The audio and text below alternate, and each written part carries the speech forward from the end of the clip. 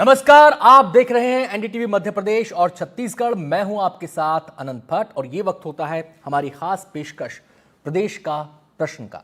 तो आज हम बात करेंगे नक्सलवाद की। पिछले 10 साल में देश के 126 जिलों में फैला नक्सलवाद सिमटकर अब चंद जिलों में रह गया है, 12 जिलों में रह गया है। नक्सली हिंसा के मामले में 51% कमी आई है। 90% नक्सल प्रभावित इलाके नक्सल मुक्त हो चुके हैं। नक्सली गिड़गिड़ा रहे हैं। रेड कॉरिडोर में भगदड़ मची है। क्या ऐसे वक्त में नक्सलियों से बातचीत करना एंटी नक्सल अभियान के हिसाब से वाजिब होगा? यह सवाल इसलिए क्योंकि सीपीआई महासचिव डी राजा ने सरकार से यह मांग की है कि वो नक्सलियों से बातचीत करें।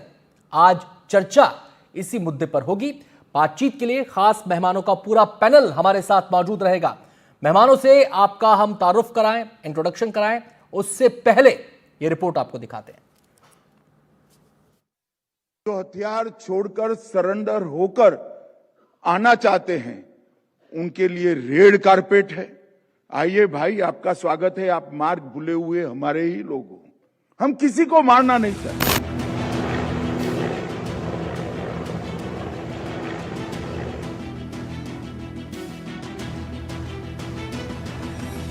जो बोली की भाषा समझने को तैयार है, रेड कॉरिडोर छोड़कर मेन कॉरिडोर में आने को भी तैयार है, उनके लिए रेड कारपेट भी रेडी है। और जिन्हें बोली की भाषा समझ नहीं आती, उनके लिए सुरक्षा बलों की गोलियां स्टैंड बाई पर हैं। नक्सलवाद कब खत्म होगा, कैसे खत्म होगा, कब तक भारत नक्सल मुक्त होगा, इसकी पूरी टाइमलाइन गृह मंत्री अमित शाह ने समझा दी है। दिल्ली में अमित शाह ने नक्सलियों के खात्मे की टाइमलाइन बताई तो 24 घंटे के भीतर ही सीपीआई महासचिव डी राजा काउंटर स्टेटमेंट के साथ कैमरे के सामने आ गए। I demand that the government should accept the proposal made by the Maoist Naxals. What is this Naxal Mukt Bharat? Already they spoke about Congress Mukt Bharat. What happened to Congress Mukt Bharat? Now Naxal Mukt Bharat. Tomorrow they will say Communist Mukt Bharat. And everybody, what is this? They are talking. Communist party के महासचिव D राजा के इस बयान के मायने क्या है? D राजा ने अचानक ऐसा बयान क्यों दिया? क्या खास टाइमिंग के तहत डी राजा कैमरे के सामने आए और सरकार से नक्सलियों के साथ बातचीत की मांग कर डाली? इसे समझने के लिए पहले कुछ आंकड़ों पर गौर कीजिए। छत्तीसगढ़ में साल 2024 में 290 नक्सली मारे गए। इनमें 217 से ज्यादा नक्सली अकेले बस्तर से थे। 2024 में 1090 नक्सली गिरफ्तार हुए, जबकि 881 ने सरेंडर किया। इसी तरह 2025 में अब तक 270 से ज्यादा नक्सली मारे जा चुके हैं। इनमें 223 से ज्यादा नक्सली अकेले बस्तर से हैं। 680 नक्सली गिरफ्तार हो चुके हैं। 1225 से ज्यादा नक्सली सरेंडर कर चुके हैं। छत्तीसगढ़ में पिछले 1.5-2 सालों में करीब 600 नक्सली मारे जा चुके हैं। करीब 2000 नक्सली सरेंडर कर चुके हैं। जिन इलाकों में कभी नक्सलियों की दहशत थी, वहां भगदड़ मची हुई है। नक्सलियों के टॉप लीडर सुरक्षा बलों के निशाने पर हैं। रेड कॉरिडोर में नक्सलियों में हड़कंप मचा हुआ है। ऐसे समय में जब नक्सलियों की कमर टूट रही है, तब डी राजा सरकार से नक्सलियों से बातचीत करने की मांग कर रहे हैं। क्रॉस बॉर्डर टेररिज्म को जिस तरह से मुंहतोड़ जवाब दे रही है, ये नेतृत्व की क्षमता का विषय है। सरकार का नेतृत्व, देश का नेतृत्व कैसा होना चाहिए, और ये मजबूत नेतृत्व के कारण आज हो रहा है। कांग्रेस में इच्छा शक्ति की कमी रही है और हमेशा कांग्रेस पार्टी जिस प्रकार से लगातार हम देखते हैं कि कहीं ना कहीं पाकिस्तान के साथ खड़े होते दिखते हैं, कहीं ना कहीं सेना की कार्रवाई पर प्रश्न चिन्ह उठाने का काम कांग्रेस पार्टी करती है। तो इनमें इच्छा शक्ति की कमी है। वास्तव में देश की सुरक्षा, देश के संविधान से कांग्रेस पार्टी को कोई लेना देना नहीं है। देखिए, शांति बहाली के लिए हर स्तर पर प्रयास होना चाहिए। गोलियों का जवाब गोलियों से देना चाहिए। अगर कोई वार्ता की बात कर रहे हैं तो वार्ता भी होनी चाहिए, लेकिन वार्ता का ऑफर करने वाले को पहले भारत के संविधान का सम्मान करना होगा, हथियार को छोड़ना होगा, तभी उसे चर्चा संभव हो सकती है। और कांग्रेस पार्टी का हमेशा मानना है कि भारत के जो संविधान का सम्मान करेंगे, जो हथियार को छोड़ेंगे, उनके साथ चर्चा होनी चाहिए। और सरकार इसके लिए पूर्ण रूप से जिम्मेदार है। सरकार को ही तय करना है कि शांति बहाली के लिए उनको किस रास्ते पर जाना है, और निश्चित तौर पर शांति बहाली सर्वोपरि है, उसके लिए हर रास्ते पर विचार होनी चाहिए। छत्तीसगढ़ में नक्सलियों में ऐसी भगदड़ मची है कि वो अब शहर की ओर भागने लगे हैं। हाल ही में रायपुर और कोरबा में शहरी क्षेत्रों में छिपे कुछ नक्सली पकड़े गए हैं। अब जो जानकारी सामने आ रही है उसके मुताबिक नक्सलियों ने शहरों में छिपने के लिए 4 ट्रैक बनाए हैं। इनमें पहला रूट गैंगटिक कहा जाता है, जिसमें दिल्ली, हरियाणा, कानपुर, प्रयागराज, लखनऊ, वाराणसी और कोलकाता का रूट है। जबकि दूसरा रूट पुणे, मुंबई, सूरत, वडोदरा और अहमदाबाद का है। तीसरा रूट हैदराबाद, विशाखापट्टनम, जबकि चौथा रूट चेन्नई, कोयंबटूर और बेंगलुरु का है। मतलब छत्तीसगढ़ में नक्सलियों को ऐसी मार पड़ रही है कि वो अब छिपने के लिए जंगलों से बाहर शहर की ओर भाग रहे हैं। कुछ एक्सपर्ट्स का ये भी दावा है कि नक्सली शहरों में पहुंचकर युवा वर्ग को टारगेट कर सकते हैं और धीरे धीरे सामाजिक संगठनों के जरिए अपनी विचारधारा फैलाने की कोशिश कर सकते हैं। हालांकि नक्सलियों के अर्बन नक्सल वाले नेटवर्क को लेकर खुफिया एजेंसियां पहले से ही अलर्ट है। इस तरह की हर एक मूवमेंट पर करीब से नजर रखी जा रही है। केंद्रीय गृह मंत्री अमित शाह ने भारत को नक्सल मुक्त बनाने के लिए मार्च 2026 की डेडलाइन तय कर दी है। कुछ लोगों को यह डेडलाइन अतिशयोक्ति लग सकती है, लेकिन 2026 तक भारत कैसे नक्सल मुक्त होगा, इसे समझने के लिए 2014 से 2025 तक की पूरी टाइमलाइन को समझाते हैं। जून 2004 से मई 2014 के बीच देश में 16,463 नक्सली हिंसा हुई, जिनमें 1,824 सुरक्षा बलों की मौत हुई, जबकि 4,684 सिविलियंस मारे गए। इन 10 सालों में देश के 126 जिले नक्सल प्रभावित थे। इसके बाद जून 2014 से फरवरी 2025 के बीच देश में 7,980 नक्सल हिंसा के मामले सामने आए। इनमें 520 सुरक्षा बलों की मौत हुई, जबकि 1,574 नागरिक मारे गए। इन 10 सालों में देश में नक्सल प्रभावित जिलों की संख्या 126 से घटकर 12 पर आ गई। मतलब 2014 के बाद देश में बीजेपी की सरकार बनने के बाद नक्सल हिंसा में 51% की कमी आई। नक्सली हिंसा में सुरक्षा बलों की मौत का ग्राफ 71% नीचे गिर गया। सिविलियंस की मौत के आंकड़े 66% कम हुए, जबकि नक्सल प्रभावित जिलों की संख्या 90% कम हो गई।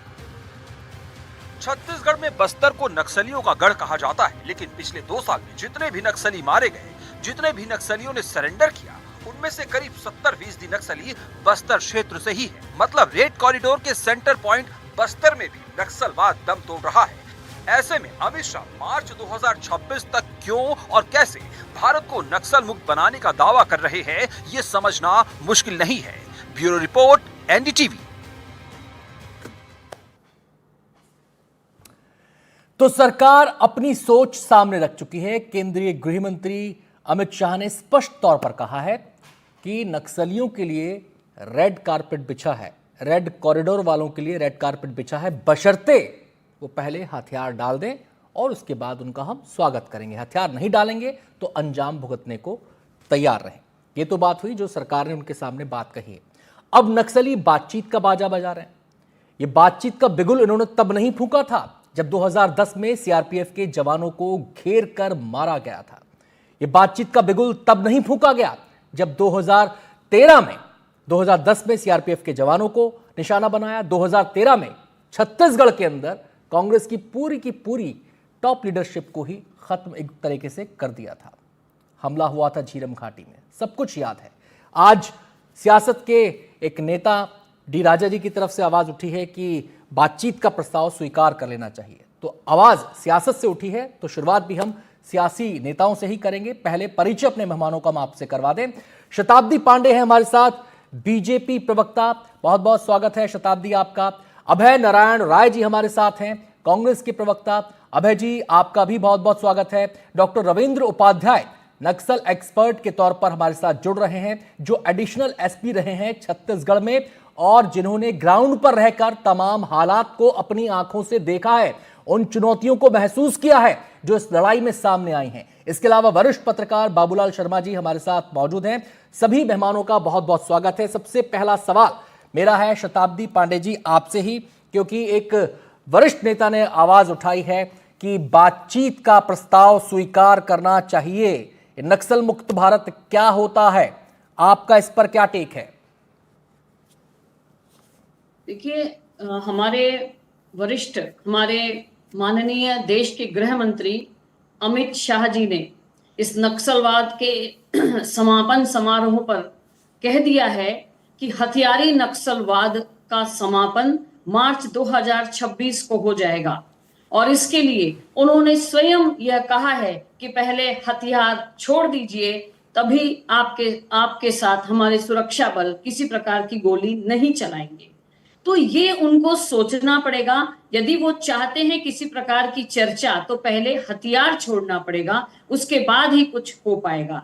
क्योंकि जिस प्रकार से इन्होंने नक्सल हत्या की है, अभी रिपोर्ट में सारे आंकड़े बता ही दिए गए हैं। जिस प्रकार से ये आत्मसमर्पण कर रहे शताब्दी जी, हैं, मेरा सवाल ये है, उससे सरकार कह रही है कि हम रेड कारपेट बिछाने को तैयार हैं, मुख्य धारा में आइए, शामिल हो जाइए, सरकार की जो व्यवस्था है, संविधान की जो व्यवस्था, उसको मानिए, उसका हिस्सा बनिए। तो यहां पर बातचीत तो निरर्थक ही हो जाती है, बातचीत का स्कोप ही कहां है? यहां पर आइए, मुख्य धारा में शामिल हो जाइए, हथियार छोड़ दीजिए। देखिए, हम तो यही कह रहे हैं ना कि आप सबसे पहले अपने हथियार छोड़िए। वो हथियार छोड़ेंगे तभी कुछ उनके साथ में यहाँ पर किया जा सकता है। केवल वो हथियार चलाते रहेंगे, दोहरी राजनीति अपनाएंगे, यहाँ वो अपने पत्र भेजते हैं और भ्रम फैलाते हैं, और उसके बाद फिर वो घटनाओं को अंजाम देते हैं। और उनके नेता, अभी सीपीआई के नेता आकर बड़ी बड़ी बातें कर रहे हैं। तो इसलिए हमारे गृह मंत्री जी ने कहा है कि आप सबसे पहले जो आपने रेड कॉरिडोर बना रखा था, जो 70% हिस्सा देश का उसमें कवर हो चुका था, उसको आज हमारे भारतीय जनता पार्टी की सरकार ने कितना कम कर दिया है।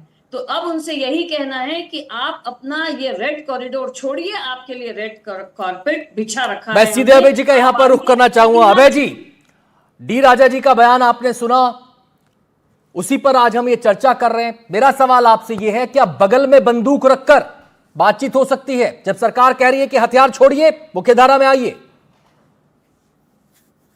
देखिए अनंत जी, नक्सलवाद की विचारधारा और नक्सलवाद में हथियार बंद लड़ाई, कांग्रेस का हमेशा से मानना रहा है कि लोकतंत्र में विश्वास करिए, वोट के सहारे सरकार चुनिए, हिंसा की कहीं भी लोकतंत्र में और हमारे संविधान में जगह नहीं है। लेकिन नक्सली का एक ग्रुप, वामपंथ का एक ग्रुप जो नक्सली कहलाता है, और वो नक्सली हिंसा के साथ सरकार परिवर्तन की बात करते हैं, और उसी में उन्होंने ये नक्सल सेना खड़ी की, लड़ाई चालू की, और हमारे सुरक्षा बलों से लगातार उनकी लड़ाई, और हमारे सुरक्षा बलों को मारते रहे, निर्दोष नागरिकों को मारते रहे। आपने आंकड़े दिखाए 2014 के पूर्व के, 2014 के बाद के। मैं देश के विषय में तो आज की परिस्थितियां हैं कि देश से नक्सलवाद समाप्त होने की ओर अग्रसर है, उसमें छत्तीसगढ़ भी शामिल है। लेकिन 14 के पहले रमन सिंह जी की सरकार थी छत्तीसगढ़ में, भारतीय जनता पार्टी की सरकार थी, केंद्र में हमारी सरकार थी, कांग्रेस की सरकार थी, मनमोहन सिंह जी की सरकार थी। केंद्र के किसी भी काम को ये लोग यहाँ पर मदद नहीं करते थे, उस एक साथ चलने का प्रयास नहीं करते थे। और उस रमन सिंह के सरकार के अभय जी देखिए, ब्लेम गेम का वक्त नहीं है। सवाल आज ये जो सीपीआई महासचिव डी राजा जी ने कहा, मेरा सवाल उससे जुड़ा है। हमारी चर्चा का केंद्र बिंदु आज वो है, जो डी राजा जी, सियासत से जो आवाज उठी है कि बातचीत करनी चाहिए, क्या आप इस बयान के साथ हैं या इसको खारिज करते हैं? निश्चित रूप से लोकतंत्र में हमेशा संवाद के लिए तैयार रहना चाहिए, बातचीत के लिए तैयार रहना चाहिए। बगल में बंदूक रख के चाहे बातचीत हो, बगल में बंदूक रख के चाहे बातचीत हो, सरकार भी तो ऑफर दे रही है, सरकार भी तो कह रही है हथियार छोड़ दीजिए, मुख्य धारा में आ जाइए। ये तो उनसे बेहतर ऑफर है। नक्सली भी तो कह रहे हैं कि हम बातचीत करना चाहते हैं, वो हथियार कहां छोड़ रहे हैं? सरकार का जो बातचीत का प्रस्ताव उनकी तरफ से आया, उसमें ये बात कहां पर है कि हम हथियार छोड़ने को तैयार हैं? अपनी कार्रवाई ना रोकें, लेकिन बातचीत का टेबल तैयार रखें। बातचीत तो करना ही चाहिए। बड़े बड़े आतंकवाद, पंजाब का आतंकवाद समझौते से खत्म हुआ, पूरी दुनिया में आतंकवाद समझौते की बात हो रही है। ट्रंप लगातार युद्ध रोकवाने की बात करते हैं, जो मोदी जी के पंजाब के आतंकवाद के बारे में आपने बात कही है। मुख्यमंत्री थे बेअंत सिंह, मुख्यमंत्री थे बेअंत सिंह, और पंजाब के पुलिस के मुखिया थे केपीएस गिल। उन्होंने साझा रणनीति के तहत, जिसमें आतंकवादियों को उनकी भाषा में जवाब दिया गया था, ऐसे नहीं आतंकवाद खत्म हुआ था वहां से, बड़े एफर्ट लगे थे उसके लिए, बड़े जवानों को शहादत देनी पड़ी थी। चलिए मैं आता हूं आपके पास, डॉक्टर रविंद्र उपाध्याय जी। डॉक्टर रविंद्र उपाध्याय जी का मैं यहां पे रुक करना चाहूंगा। सर, आप तो ग्राउंड पे रहे हैं, ये जो बातचीत की जो बात कही जा रही है, ये प्रस्ताव लगता है आपको या पासा लगता है ये आपको? आवाज कट गई आपकी, फिर से बोलिए जरा। आपको मेरी आवाज मिल रही है रविंद्र जी? आपकी आवाज कट गई। हाँ, आपकी आवाज कट गई, फिर से बोलें जरा। आपकी आवाज हमें मिल रही है, आप मुझे सुन पा रहे हैं? हाँ, अभी सुन रहा हूं, बताइए क्या। मेरा सवाल यह है कि ये जो बातचीत का प्रस्ताव नक्सलियों की तरफ से आ रहा है और कई बार आ चुका है, इसके विषय में यह भी कहा जा रहा है कि इसकी पड़ताल की जाएगी कि मंशा क्या है। मेरा सवाल आपसे यह है कि यह प्रस्ताव है या पासा है?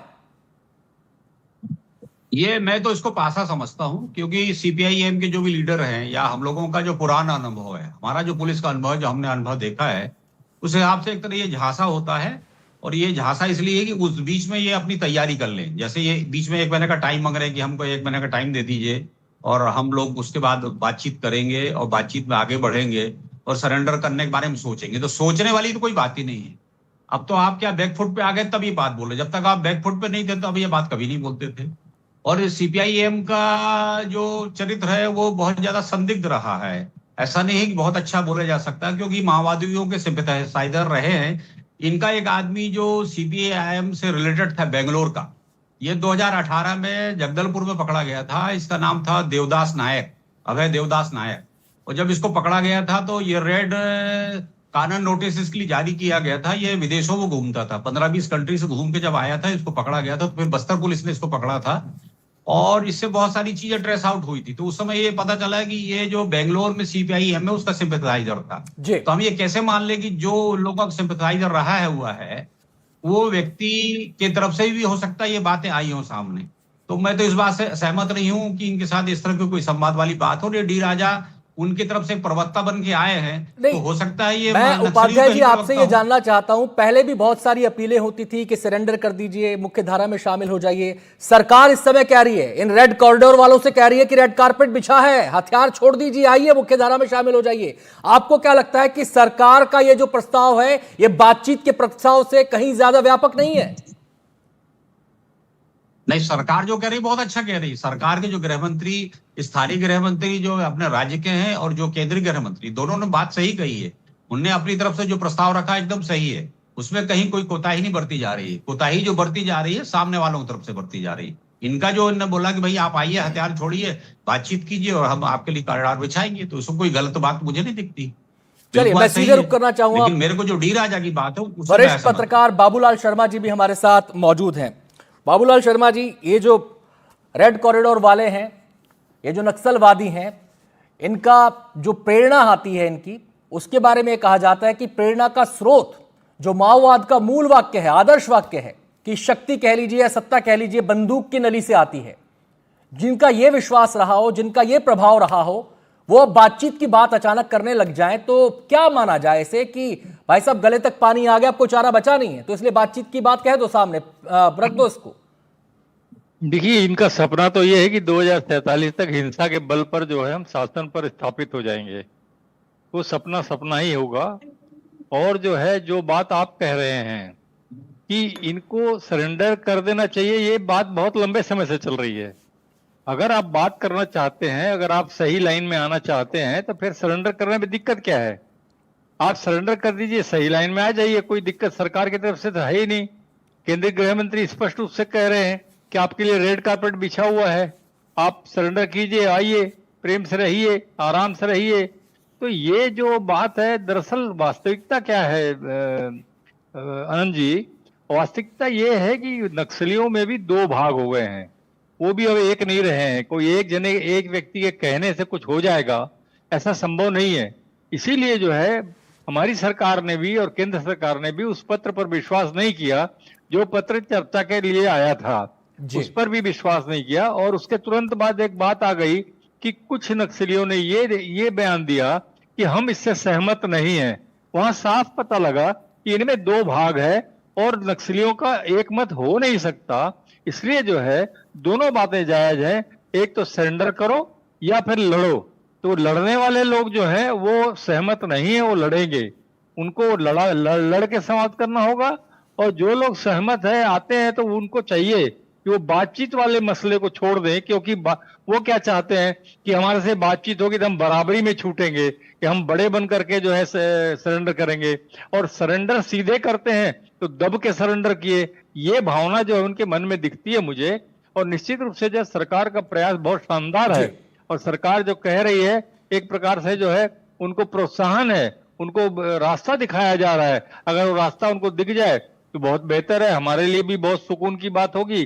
बस्तर क्षेत्र हमारा इतना शानदार क्षेत्र है, देश दुनिया में उसका नाम अरे होगा। अबूझमाड़ इतना सुंदर इलाका, बस्तर का इतना सुंदर इलाका, जहाँ घने जंगल हैं, जहाँ खूबसूरत वादियां हैं, पर्यटन कितना बढ़ेगा। खैर वो एक अलग मसला है। मैं शताब्दी जी का यहाँ पर रुख करना चाहूंगा। शताब्दी जी, आपसे मेरा सवाल, दो इंपॉर्टेंट पॉइंट्स पर यहां पर बाबूलाल जी ने फोकस किया है, रोशनी डाली है। वो ये कि दो धड़े यहां पर नजर आते हैं नक्सलियों के बीच भी, एक बातचीत के पक्ष में, दूसरा बातचीत के पक्ष में नहीं। और जो बातचीत के पक्ष में भी हैं वो अपर हैंड दिखाना चाहते हैं कि हम बातचीत की टेबल के बाद आके सरेंडर किए हैं, ऐसे वैसे सरेंडर नहीं कर दिए हैं। सरकार की सोच इस पर क्या है? क्या सरकार में एकदम क्लैरिटी है कि भाई इस बिंदु पर आना है तो आओ, वरना अपना रास्ता नापो? देखिए, सरकार की ओर से, केंद्र सरकार, राज्य सरकार की ओर से स्पष्ट नीति है, सरेंडर की नीति। आत्मसमर्पण करिए, हथियार छोड़िए, और सरकार की जो पुनर्वास नीति है उसका पालन करिए। निश्चित रूप से आपका स्वागत है। जी, ये सरकार का सीधा मंतव्य है, इसमें कोई इफ एंड बट नहीं है, कोई बट परंतु लेकिन किंतु नहीं है। जो पुनर्वास नीति है भारतीय जनता पार्टी की सरकार की, केंद्र के सरकार की, राज्य की सरकार की, जी, इस पुनर्वास नीति का यदि आप पालन कर सकते हैं, आप सरेंडर कर सकते हैं, नहीं तो गोली का जवाब गोली से दिया जाएगा। यही नीति है। अभय जी, सरकार की सोच से सहमत है आप? सरकार का जो नजरिया है उसमें कोई बट परंतु लेकिन किंतु नहीं है, क्या आप सहमत है? सरकार स्पष्ट है एकदम। अनंत जी, जिस जगह आज हम लोग खड़े हैं कि नक्सलवाद इस देश से 26 मार्च में समाप्त हो जाएगा, उसको तो हमको रोकना ही नहीं चाहिए। वो तो निश्चित रूप से चलता रहे, लेकिन हम लोकतंत्र में हैं, हम संविधान के तहत काम कर रहे हैं। अगर बातचीत का कोई प्रस्ताव आता है तो वो भी चले और बातचीत भी हो। आप तो कह रहे हैं ना कि हथियार छोड़ के आइए, तो आप बातचीत के लिए ऑफर करिए, बोलिए कि हमको प्रस्ताव स्वीकार है, लेकिन आप देखिए, हथियार छोड़ने के बाद की बात है, पहले हथियार छोड़िए। हमारी मांग और हमारा कहना है पहले हथियार छोड़िए। लेकिन अगर बातचीत लोकतंत्र में रास्ता है तो पहला बातचीत का है, गोली का रास्ता तो ना लोकतंत्र का है ना। मतलब आप मैं थोड़ा समझ नहीं पा रहा हूँ जी आपकी बात। एक मिनट शताब्दी जी, एक मिनट, मैं आपकी बात समझ नहीं पा रहा हूँ।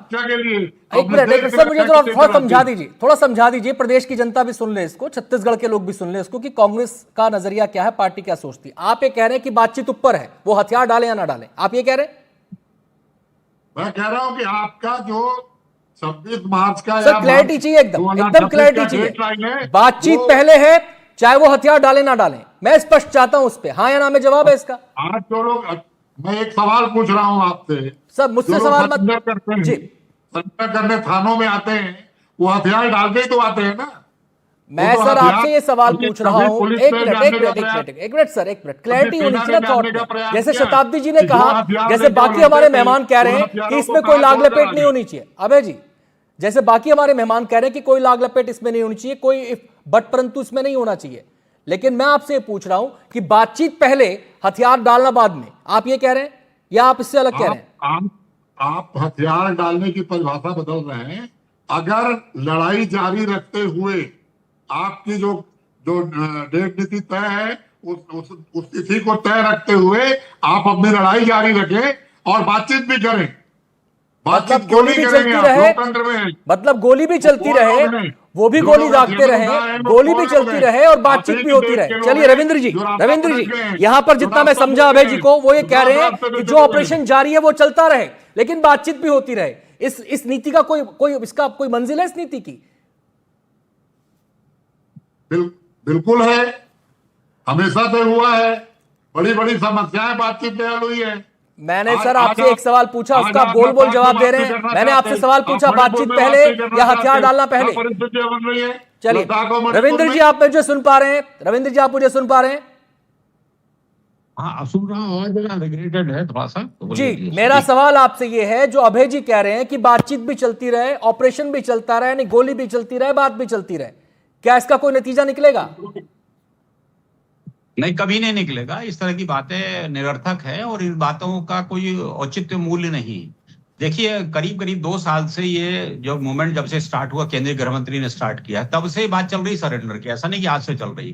तो 1.5-2 साल तो हो गया सरेंडर, रोज बोल रहे हैं, रोज सरकार की तरफ से प्रस्ताव चल रहा है कि हम पुनर्वास नीति में आपको शामिल करेंगे, आपको सरेंडर में जो भी सुविधाएं वो दी जाएंगी, आप हिंसा का रास्ता छोड़िए। ये तो बात करीब 1-1.25 साल से चल रही है। और 1.25 साल से नक्सली क्या सोच रहे हैं, क्यों नहीं सोच रहे हैं? अभी तक उनको ये दिमाग में उनके जू क्यों नहीं रह रही कि हमको, हमारे पास विकल्प कुछ बचा नहीं, जो बचा है वो यही है, या तो सरेंडर कर दे या लड़ लें, दो ही बात हो सकती है। तो उन्हें सीधा सीधा जो बात बोली केंद्रीय गृह मंत्री ने और स्थानीय गृह मंत्री ने बोला, उन्हें सही बोला, कोई गलत नहीं बोला।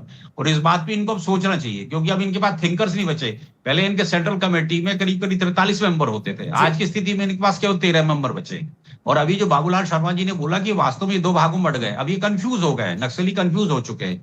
एक तो धड़ा चाहता कि हम लड़ लें, लेकिन लड़ने की शक्ति नहीं बची उनके पास, रिक्रूटमेंट नहीं बचा, फोर्स नहीं बची, एमुनेशन नहीं बचा।